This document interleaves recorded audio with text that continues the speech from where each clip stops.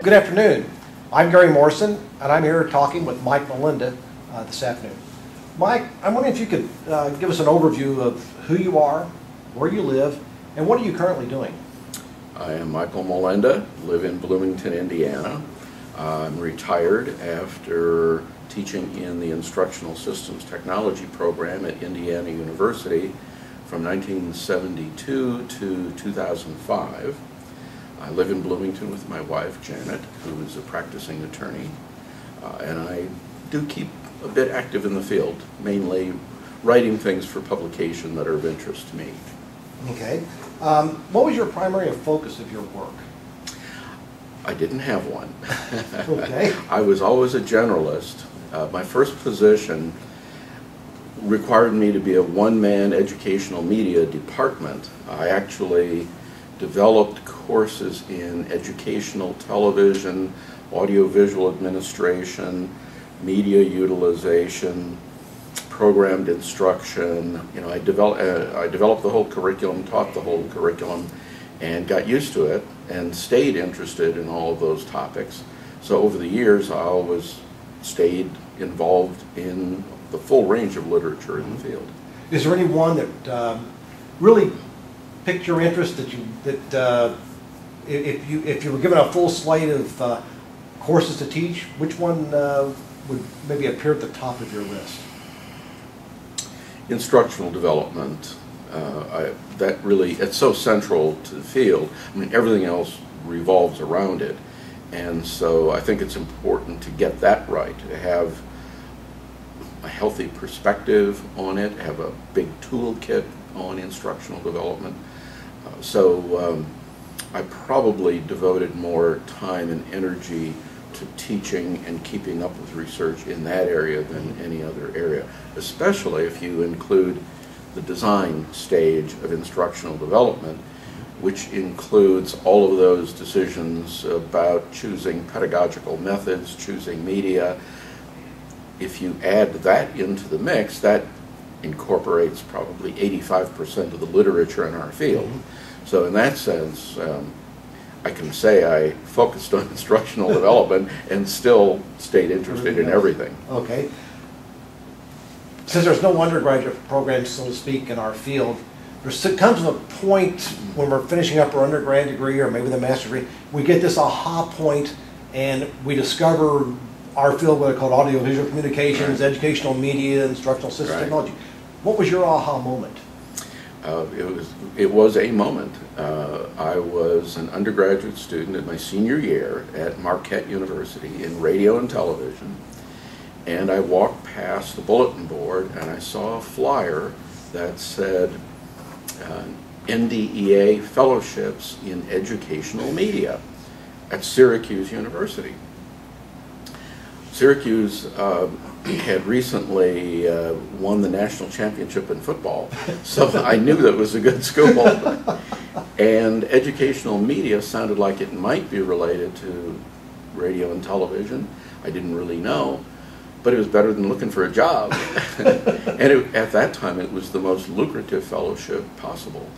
In fact, I think it paid for a 3-year period around $10,000. It was a lot of money back then. It was a lot of money, and I didn't have to hold any other position. I didn't do graduate assistantship work or hold a part-time job. I was able to be a full-time student and live in graduate student luxury. Yeah. As it were. Graduate student luxury. That's 2 pizzas a month rather than one hamburger. Right. Could you describe your career path in terms of educational institutions you worked at, the different jobs that you held? Yes. I only held 2 different positions. The first was at University of North Carolina at Greensboro. And I got that through a lucky chance also. In my second year of graduate studies, I had an internship, a Ford Foundation internship in Washington, D.C., and it allowed travel to some national education conferences. In fact, it required that we go to the AECT National Conference of School Administrators, and at a cocktail reception I met the dean of the School of Education at UNCG, and we struck up a conversation, and he must have liked what he heard, because at the end of the conversation he said, well, when you finish your degree, I'd like you to come to work for me at UNCG. And I said, well, I'll let you know. And so I filed that away and kind of, you know, just naively took that at face value and counted on it. And so about 2 years later, I sent him a letter. I said, I'm just about finished my coursework. When do I start? And sure enough, they had a position waiting for me. The School of Education was building a new media center, and I was available just in time to step in at the architectural planning stage, where I could sit down with the architect and make sure the rooms were laid out and equipped the way that would be best for flexible use in the future. Electrical outlets everywhere, you know, all of that. Something they don't do today. Right. And then start to work on the curriculum development, because he wanted to build an educational media graduate program. And he was very foresighted in that. They did have a library, a school library program in the School of Education. And in fact, I worked with those people. I joined that department and then started my own program area from there. So I was at UNCG for 4 years, and then at a DAVI National Convention, I ran into Bob Hynek, and we struck up you know, an immediate rapport. And he mentioned that they had a new position opening up at Indiana, and would I be interested? And I said, well, I really love it in Greensboro. It's a dream job, but Indiana is Mecca, so I have to give it a chance. So I went out for an interview and met the people and was suitably impressed. And I actually had a raise. I think it was about a $2,000 a year raise, which was 40% raise.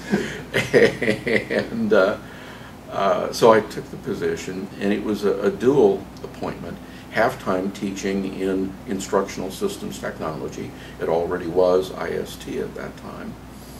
And half-time working with Bob Hynek in a new instructional development center that served the teacher education program. Now, of course, at that time, I didn't know what instructional development was, but I knew I was a quick learner, and I would catch on before they caught on to me.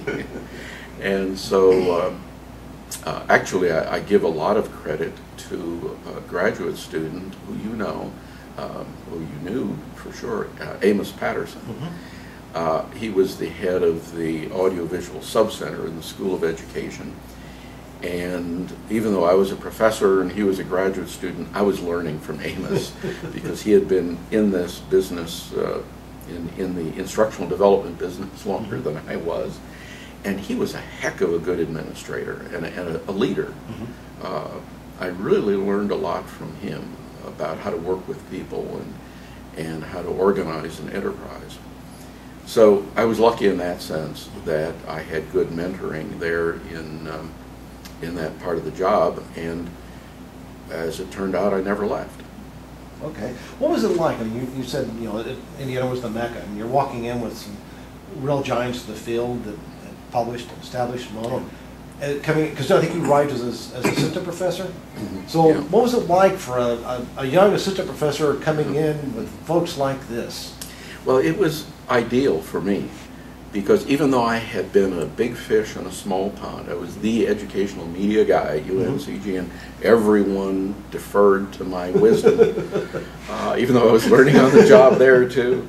I was very happy coming into a situation where I didn't have to be the world's leading authority on anything, where I could find a niche and learn from them, observe them, and grow into being worthy of being part of that group.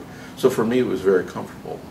I didn't need to be acknowledged as a leader in that group, and so I could sit, I could be a wallflower if I wanted to, and I was, as long as I needed to be. Sometimes that's the best. Yeah. We need to keep that lesson in mind. Thinking back when you first started your career, how would you maybe describe your research interest, but more important, what were your aspirations at that stage in terms of research? Very low. I did not get a firm grounding in research methods or educational research methods at Syracuse. I hope no one from Syracuse. Oh, they're all gone by now. And it was probably, it's always your own fault. I could have sought it out. I could have worked harder at finding it, but I just wasn't drawn to it, and it wasn't thrust upon me. So I didn't get a good background in research. My minor area was comparative government, and I was really more interested in the research methodology and atmosphere in that area. I enjoyed reading Public Opinion Quarterly more than I enjoyed reading AVCR, AV Communication Review. As far as research, learning from research and about research. So I actually had more knowledge and interest in political science research than I did in education research. And in fact, my dissertation was done on the political life of DAVI. So I never really did develop any kind of research agenda at Indiana University. Shame on me. But I was passionate about teaching and about service and working in professional associations and so on, and providing leadership where I could. That consumed most of my energy. The only research thread that I ever really developed was in the middle of my career. I discovered system analysis, heavily influenced, well, totally influenced by John Tiffin's dissertation at Florida State University, 1971. I came across that in La Revista de Tecnología Educativa. And it was just, by the purest chance that I was subscribing to and reading a Spanish language South American journal, and his article was in that journal. It was in English, though. So I was especially drawn to it. So he published a very compelling story based on his dissertation work, and it convinced me that this was the kind of inquiry that should dominate our field, as opposed to experimental psychological research methodology. That's part of the reason I wasn't drawn to education research. That just never made sense to me. I didn't understand how you went from that kind of inquiry to understanding anything about building systems. But Tiffin's system analysis made sense. And his work, and then the later books by Henry Petrosky on engineering, on structural engineering, his popular works from the New Yorker, best-selling books that he translated ideas about failure analysis, how engineers learn through analyzing disasters, structural failures. And I said, this is exactly how we ought to be learning about instructional systems. We ought to be examining the deficiencies in instructional systems and tracing them back to their causes, and then figuring out how to fix that cause. And so I wrote a little essay on that subject, sort of bridging Tiffin's work and Petrosky's work into our field, and got some graduate students interested in it. I never taught a course that it fit into, but students who came to me looking for dissertation ideas, and I'd say, well, what do you think about this? Does this sound interesting? And eventually there were a half dozen of them that did these kinds of system analysis of system deficiencies. And I thought they reached very interesting conclusions, very useful conclusions.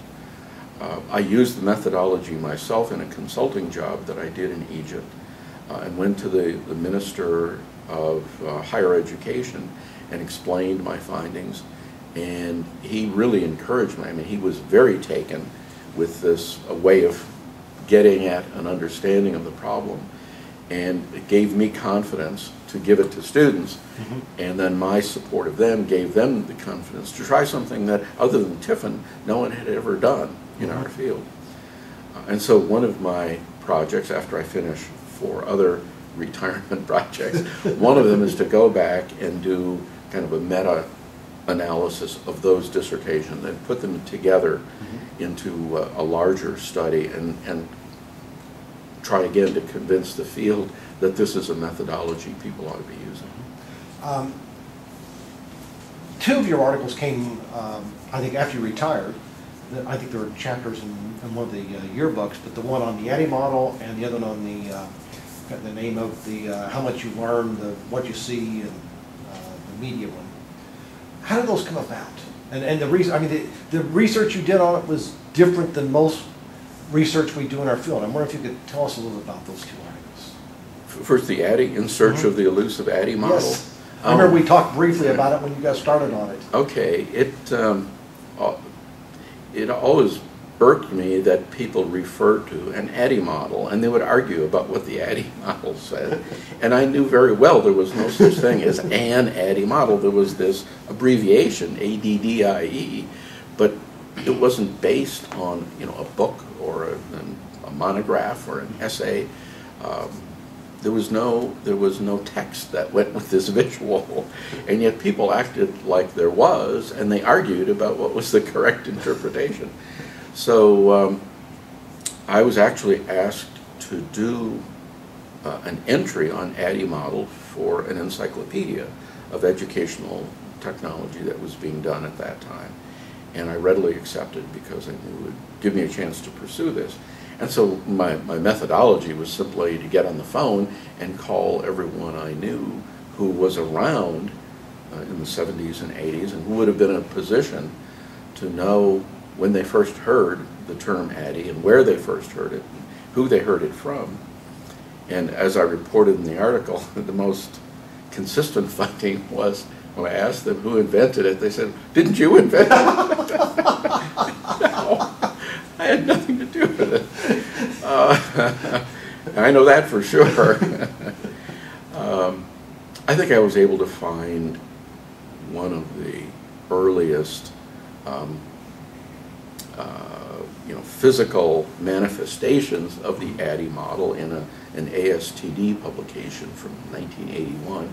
But I know that the acronym was in the air before that and around that time. So anyway, that it was just kind of a selective sample of people, and narrowed it down to eliminating all of the possibilities. It wasn't Psilocybin Tyagarajan, it wasn't Michael Molenda, it wasn't Gary Morris, and I went down the list of all possible authors, and they were both informants and deniers.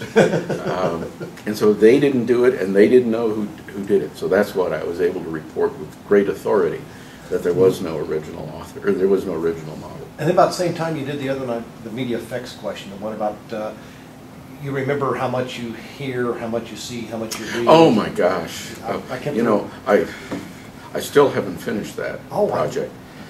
But you've touched a raw nerve.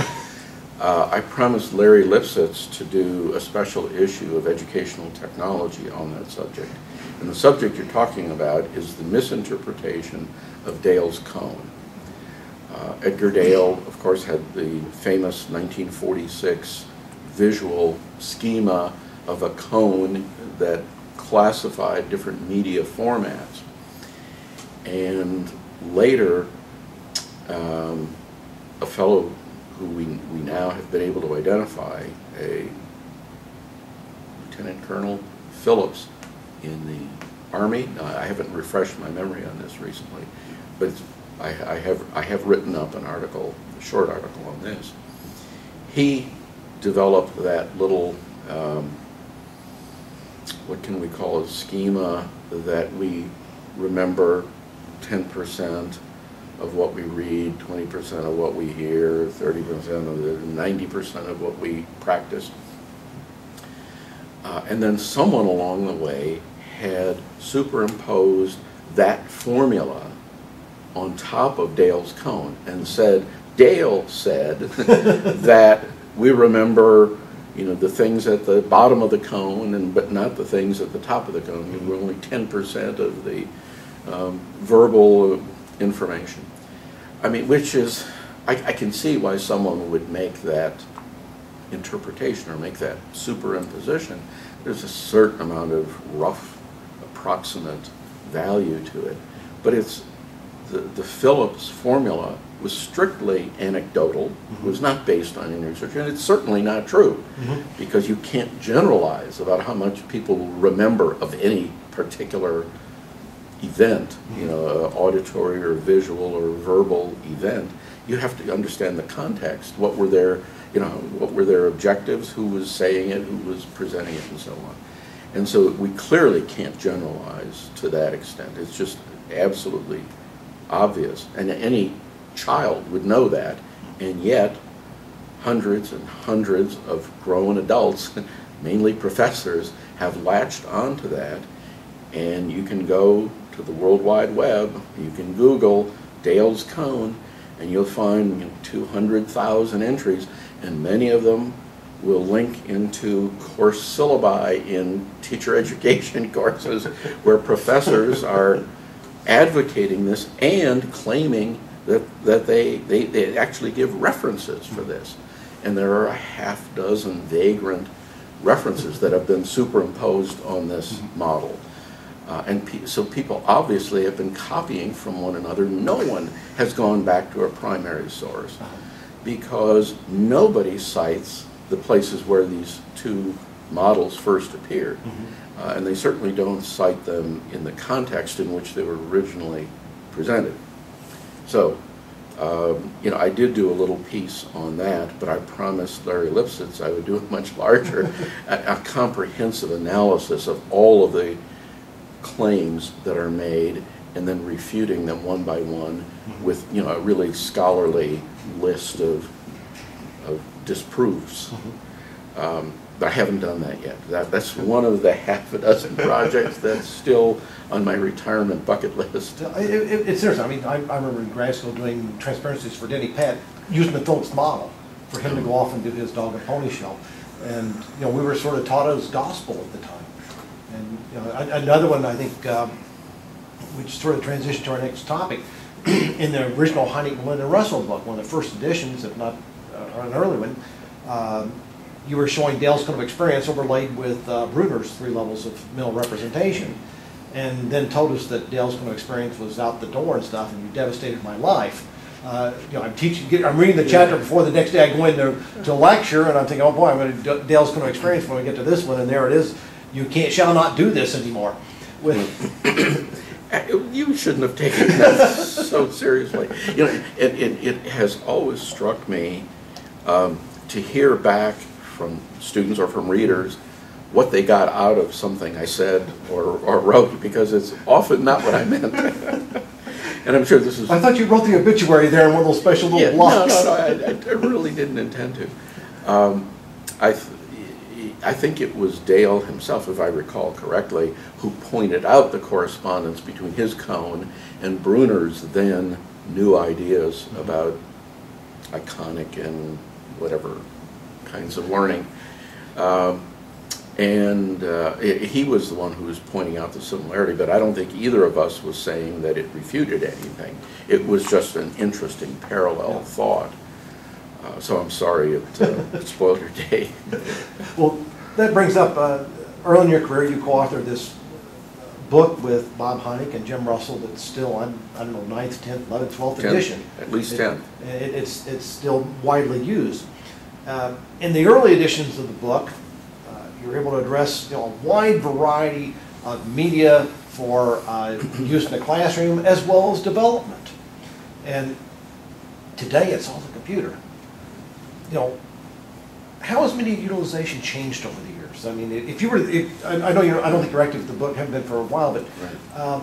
how have you seen it change since that first edition?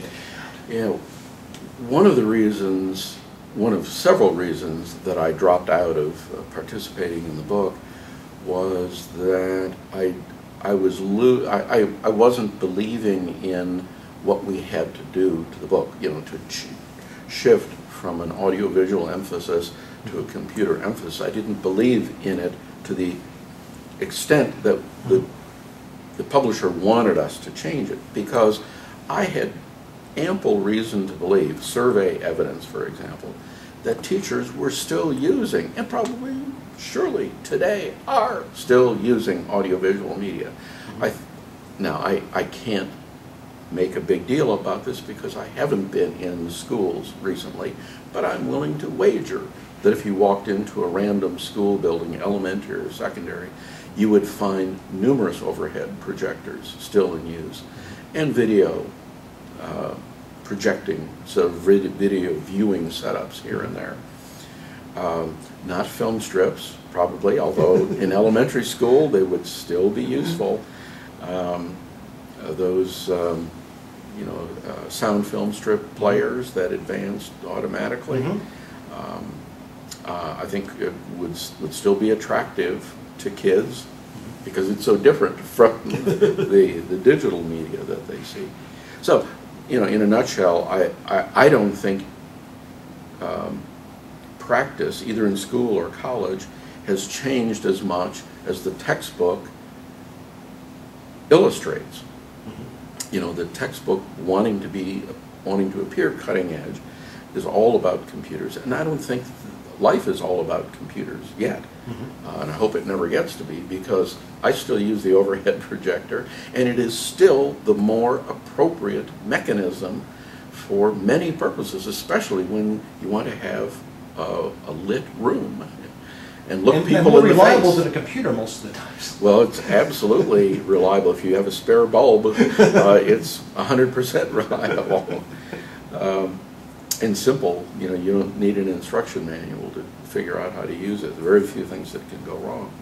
But mainly, it's a bright image that you can use in a lit room. You can draw on it while you're talking. You can point to it. You can put colored pictures on it. You can overlay ideas to show the overlap better than you can in a computer. Why would a person abandon that? It's something that works. And especially you think of older professors who've invested a lot of their effort into making their transparencies. They shouldn't have to give them.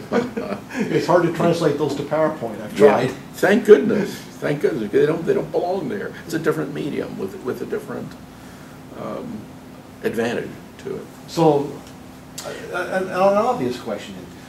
It would seem that you'd think maybe we're not as well off today in the classroom because everything is around the computer as we were 25 years ago, before we had a major microcomputer influx in the classroom. We had all these other rich sources of media. Exactly, and in fact, that was Edgar Dale's original message, which I think is still valid, and that is that for most purposes, especially for younger learners, we want to give them experiences at the lower levels of the cone. We want to give them direct, hands-on, kinesthetic and tactile experiences with real life things, or if not that, then models of real life things, representations of real life things, but things that they can touch and feel and manipulate. Manipulatives, I don't think most people know what those are. Yeah, Realia media. And, yeah, right, and I am serenely convinced that the children's needs for those and readiness for those kinds of materials has not changed and will not change. It's wired into human reality. I mean, 1,000,000 years from now, we may have evolved enough that we don't have a need to touch things or to learn through direct experience. But right now, humans need those things, and they're still valid. And I'll bet Montessori schools still use the same materials and are still as supremely effective as they ever were. Aha! I hadn't thought of that example before. Another paper. Go to Montessori schools and see what works, because I'll bet they're not abandoning manipulatives and tactiles. Interesting point. Yeah. Another study. Yeah. Thinking back, what are some of the major ideas, approaches, and people that influenced your growth as a professional in the field? Let me answer that in two categories. Okay. First, people I knew personally who provided role modeling for me. And I want to acknowledge first Don Ely at Syracuse University and Eugene Oxhandler, who fewer people will know because he died while I was still a graduate student, but he was very influential with me, and Ken Fischel, who went on to higher education administration, and so was lost to the field early on. So most people don't know Oxhandler and Fischel, but those three were the father figures at Syracuse when I was there, and all three were sympathetic and helpful and intelligent and curious mentors, all of which traits I tried to live up to. So those, but the biggest one was my first professional colleague, Mary Frances Johnson, the library education lady at UNCG, a woman who had all of the professional competencies that anyone could wish to have. She was just classy. She did everything the right way. She treated people the right way. She treated students and she approached her teaching the right way. She thought about her profession and served in major leadership roles in her profession. She wrote with grace. I mean, she was just a supreme example of a higher education professional, and I hope I have, you know, a quarter of her her class and her grace in my performance. So those are the people that I knew individually. The contributors, the, let's say, intellectual contributors that made a big impact on me early on were the people who were working in programmed instruction. B.F. Skinner, Siegfried Engelmann, who developed direct instruction, Doug Elson, who developed programmed tutoring. It's not only were they courageous enough and creative enough to invent whole new teaching learning formats, and who does that anymore? Mm-hmm. They were courageous enough, creative enough to do these things, advocate these things, but more importantly, in the long term, they were all passionately devoted to improving productivity of learning. They were all concerned about disadvantaged and handicapped learners, how to help them catch up. We need accelerated ways of learning. Normal ways aren't going to be enough for people who are so far behind. They have to learn twice as fast. How can we possibly develop a methodology where they can learn twice as fast, 3 times as fast, 4 times as fast? And that was their goal, was increase productivity of learning. And they achieved it. They achieved miraculous things. Clearly there were flaws in programmed instruction format, not in programmed tutoring. There was never anything wrong with that, because Elson used social reinforcers as the reinforcement in that system. You had live tutors who actually gave appropriate social responses to learners as they went through the lesson, giving them encouragement and hints and so on. It was a much more flexible kind of reinforcement. It actually had a reinforcing value, whereas knowledge of correct results was proven to have a very limited efficacy as a reinforcer. And Siegfried Engelmann with direct instruction.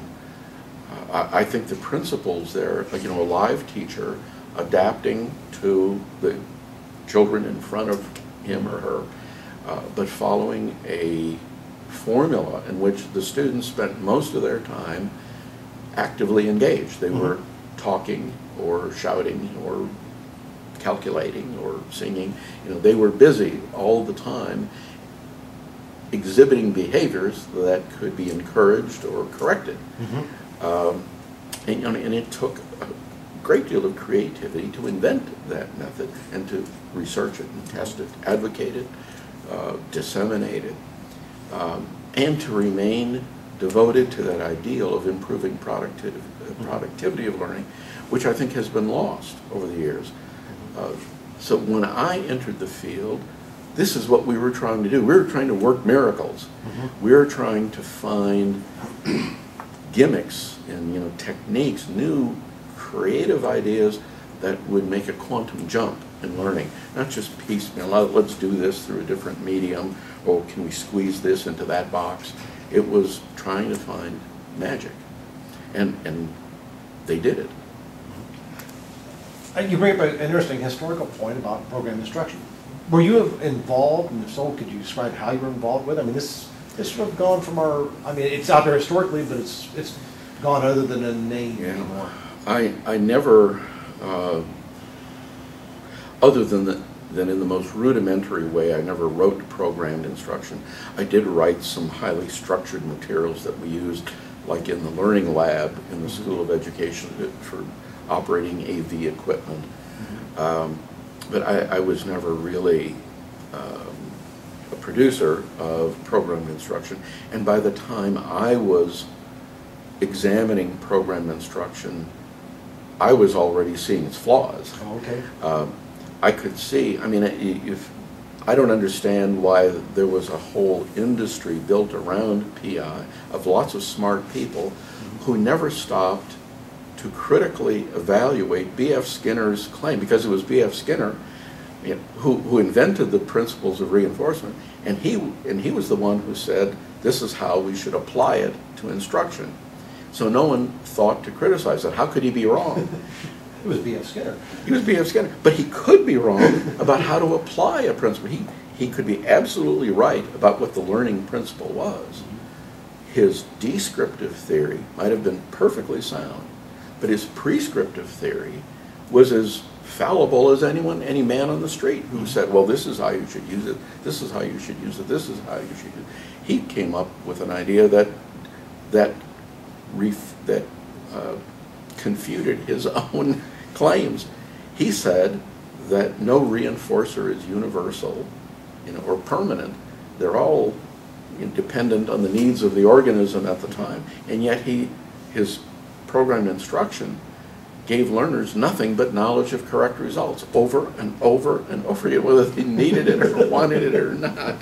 So it was a terrible example of applying his principles. So I saw that very quickly, but and so I didn't become an advocate of it, but I also saw very quickly, or I appreciated very quickly, Susan Meyer Markle's very early observation that what was magic about programmed instruction was not the format, not the reinforcement schedule, but the planning process that went into it. In order to work out a schedule of reinforcements where the learners were making 90% correct responses, you had to test each frame to see if it worked. And it was that specifying of the objectives and the creating of the materials, the testing of the materials, that was the magic of the process. And that really was the original kernel of instructional development. And so I was learning that just about the time I was arriving at Indiana and starting to work in instructional development. These things were coming together. I was working with people who had come to it more from film production and media production, and they had their way of developing a product, which was very different from it and didn't share any language or history with the program instruction people. Two very different fields, but their focus was beginning to converge in this area. What was the magic of the process? And it was the planning and the testing. Okay. Thinking back over your career, what would you say are 2, 3, 4 the major trends that you got to observe? I would say two of the most important ones. The first I've already mentioned, the realization of where is the magic in behavioral technology that gave the rise to instructional design and development. that was one big movement that I lived through. Another one was instigated by Richard Clark's articles questioning the role of media versus methods. And as you know, that evolved into a debate that went on over a period of years, and I think to a great extent people don't feel that that has been fully resolved yet. I lean much more to Clark's position, and that was, in answer to your question, movements that influenced me. After I saw the insight he had, it directed my attention away from media per se and toward pedagogical methods. I hadn't really ever been taught about pedagogical methods. I didn't go through a teacher training program, and it was not obvious in our literature, in the educational technology literature. There wasn't a lot of talk about pedagogy. There was a lot more after the constructivist movement, but this came before that. And I began to think about and look for pedagogical treatments of a wider range than we were used to, ones that went beyond the normal boundaries of what you can do with slides and films and overhead projectors and so on. So that was very important for me, for Clark to trigger that thought that we need to start exploring over here in the big world of pedagogical methods. And one of my half-dozen items on my bucket list is to share some of the insights I've had of how to look at that and some ways of classifying the methods that are available to us. One reason that people struggle to select the right methods is that we don't really have a good typology or a taxonomy that allows us to say, well, for this kind of problem, you need this kind of solution. And you see that as different than the media selection models of years past? Yeah, totally different, yeah. Okay. Because it's not about media, it's about methods. Okay. Teaching and learning. Oh, and another insight I had, and this was, I think, on my own, there was another great idea started by Robert Gagne in the first edition of Conditions of Learning. He had a chapter that was called Modes of Instruction that no one paid attention to. It struck me, and I talked about it and I taught about it, but no one else ever seemed to pay attention to it, and it disappeared in the second and later editions. But it was a very primitive typology of pedagogical methods. You know, he said there are only a half dozen ways that you can structure teaching and learning situations. Well, I started, I latched onto that and I started teaching and working that into my teaching about media and methods. But in discussion with students, when we would have this in class, they would say, well, what about X, or what about Y, or where does this fit? And I began to realize that we had to expand this. There were not 6, there were 8. Well, there were not 8, there were 10. And now I'm up to 11 or 12. And then it struck me when I was advocating this list, this is it, this is comprehensive, I think we finally got it. It occurred to me that these were all teaching methods, and none of them were learning methods. And when you think about it, learning, especially in formal education, learners spend far more time reading books and doing homework, writing essays, doing library research, or Googling it, however they do it. They do far more, spend far more time in studying for exams. Studying for an exam. Well, isn't that a way of learning? Why? It's not in the list. It's never mentioned in the list of pedagogical methods, studying for an exam. So it occurred to me that this was really a diptych with teaching methods on one side, learning methods on the other, and they overlap a bit in the middle. Discussion, for example, is a little bit of both. It may be teacher-guided, but it's really learner-centered. So there are things that teachers do and things that learners do.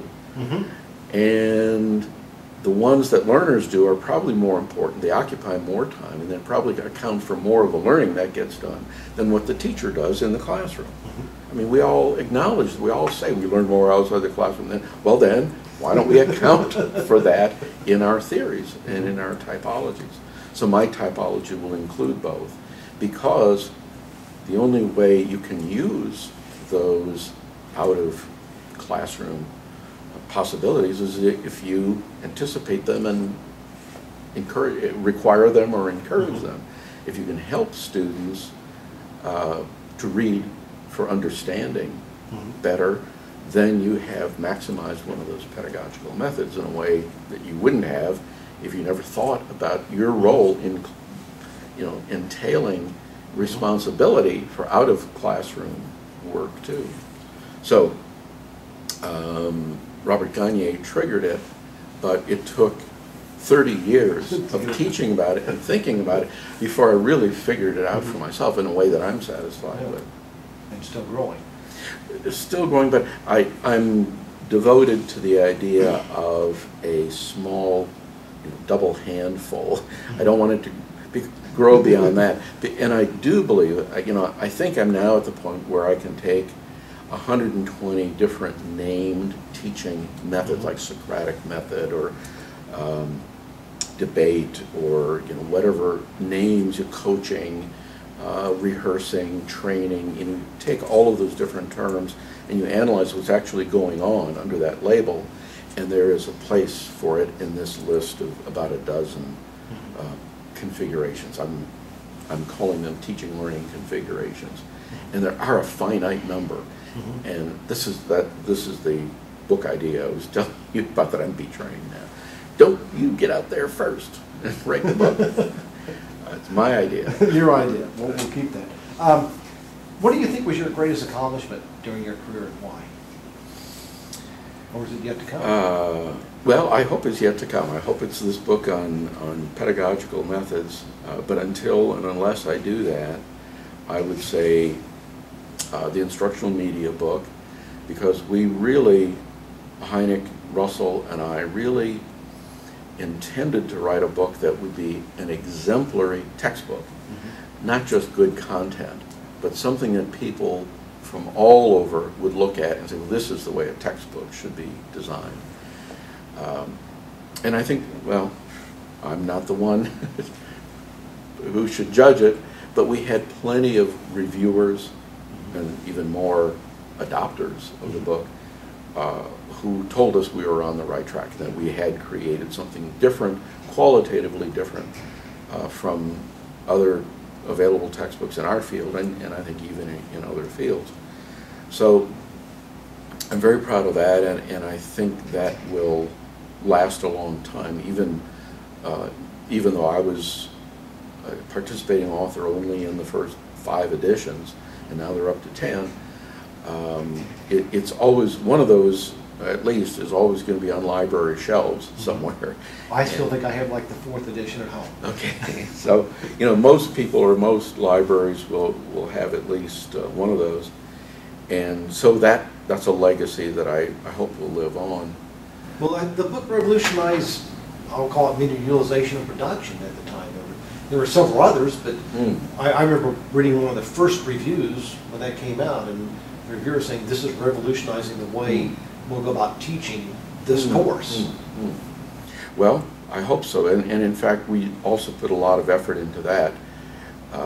Right from the first edition, we started organizing workshops at AECT conventions, pre-conference workshops on how to teach media utilization courses. And we didn't necessarily dictate. I mean, our purpose was to help people use the textbook better and to think more clearly about what they were teaching. But we also asked people to bring syllabi and bring suggestions and to share with others. So we really wanted to be a clearinghouse of ideas. So yeah, we were, that was part of our mission, to help improve the teaching of what was then the bread and butter course.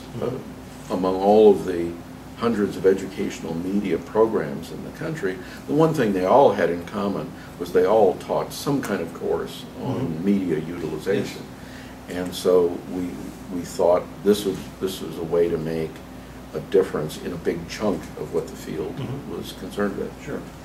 Well, 10, 15 years from now, when either we don't come to AECT either because of our golf game, the soap operas, or writing that other book, how do you want this next generation of instructional design folks, members of AECT, remember you? I hope they remember me as someone who sifted through other people's ideas and picked out the good ones, championed them, and explained them clearly to others. That's really what I saw as my role as a teacher. And I freely acknowledged the borrowings wherever I was using other people's ideas, and I never positioned myself as an expert. I've never thought of myself as an expert, but as someone who was fairly discriminating and picking out good ideas and repackaging them and presenting them to others.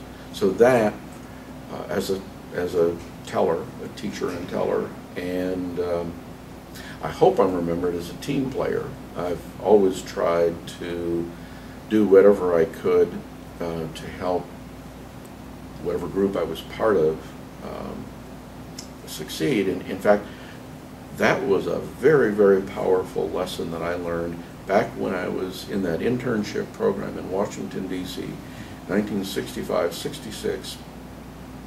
One of our experiences as a group was to have a T group session, training group, which was really a kind of a marathon, an all-day, it was actually a 2-day marathon group experience on group process. We were learning about group process by being stuck in a room together, and the facilitator really provided almost no guidance. You're here, what do you all want to do?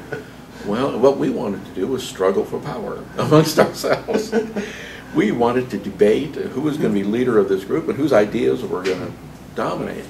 And after about a day of this, the facilitator spoke. He only spoke once in 2 days. May I suggest a different definition of a leader than you all seem to be pursuing? How about a leader as someone who helps a group achieve its objectives? We all sat back, and I especially sat back. I mean, it hit me, like a hammer in the forehead. What am I doing? What have I, how foolish I've been all my life. If I really want to help these people, if I really want this team to succeed, I should do whatever is necessary to help the team. And if that means being quiet for a while and supporting other people's ideas, well, that might be a good idea too. So it really gave me a whole different concept of what leadership was. And I hope it's something, that I've modeled successfully over the years. But I owe it all to NTL, National Training Labs, and that one facilitator. Well, thank you very much for taking this time to speak with me today. It's been very insightful to hear. And a great pleasure for me. Thank you, Gary.